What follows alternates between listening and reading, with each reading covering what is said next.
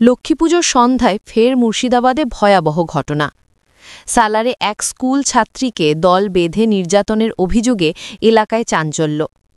অভিযোগ ৫ দুষ্কৃতী মেয়েটিকে অপহরণ করে নির্জন জায়গায় নিয়ে যায়। গুরুতর জখম অবস্থায় পুলিশ উদ্ধার করে হাসপাতালে ভর্তি করে নির্যাতিতাকে। ইতিমধ্যে দুজনকে গ্রেফতার করেছে পুলিশ, বাকি ৩ অভিযুক্ত পলাতক। কেন পরপর এমন ঘটনা ঘটছে মুর্শিদাবাদে? নির্যাতিতার জন্য ন্যায় চাইছে গোটা জেলা। আমার সালার থানার অন্তর্গত একটা জায়গায় একটা খুব খারাপ ঘটনা ঘটে গেছে। তো ঘটনাটা এরকমই একটা গণধর্ষণের ঘটনা।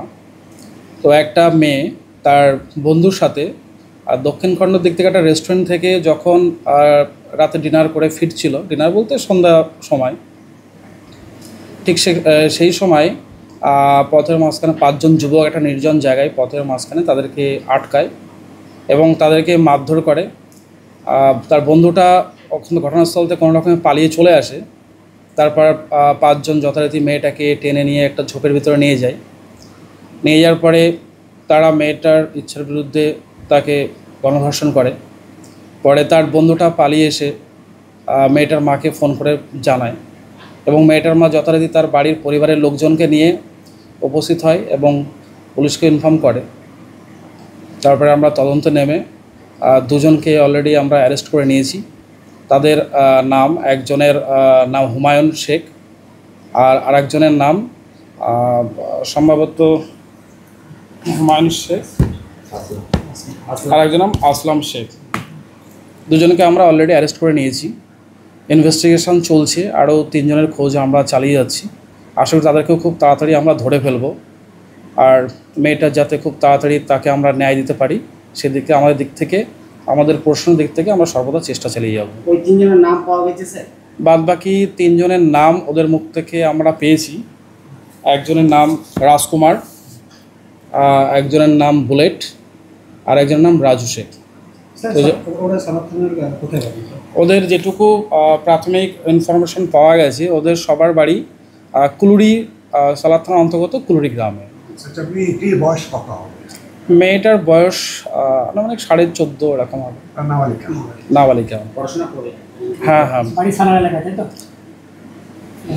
আমার সালার থানার অন্তর্গত। যাদেরকে আমি অ্যারেস্ট করেছি তাদের একজনের নাম হুমায়ুন শেখ আর একজনের নাম আসলাম শেখ, সবই কুলুরির। আজকে ওদেরকে কোর্টে তোলা হবে। আপাতত রিমান্ডার পর্ব এখন ওদের কোর্টে ফরওয়ার্ড করা হবে, তারপরে টিআই প্যারেড করার পরে তারপরে আমাদের বাদ বাকি এটা করা হবে।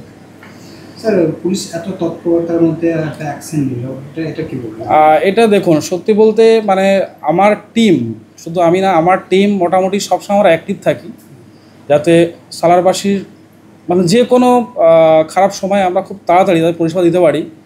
আমি এবং আমার টিম সবসময় আমরা চেষ্টা চালিয়ে যাই এবং সেটা যাই হোক, আমি সেটা 3 মাস আমার এই চার্জ নেওয়া হয়েছে, 3 মাসে আমি যথেষ্ট সেটা আমি পালন করে চলেছি এবং এইভাবেই আমি আমার কাজটা কন্টিনিউ করে যাব। আচ্ছা, শোনা যাচ্ছে ওরা এখান থেকে রেস্টুরেন্টে খাওয়া দাওয়া করে গিয়েছিল, তারপরে এরকম ঘটনা।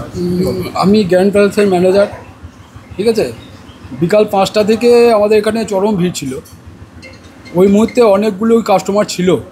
হ্যাঁ, মোটামুটি 7:30 থেকে 8টার মধ্যে আমার রেস্টুরেন্ট প্রায় ফাঁকা হয়ে গিয়েছিল। এই মুহূর্তে আমি বুঝতে পারছি না যে কাদের সঙ্গে এরকম দুর্ঘটনা ঘটেছে। এখানে খেয়ে গিয়েছিল? হ্যাঁ, খেয়ে গিয়েছিল, অনেক কাস্টমারই খেয়ে গেছে। এবার ছেলে মেয়েই ছিল, অনেক ছেলে মেয়েই ছিল।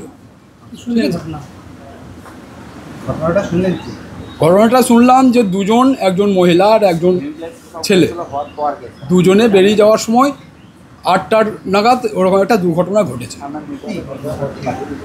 গ্যাং রেপ শুনলাম। এটা খুবই দুঃখজনক ঘটনা।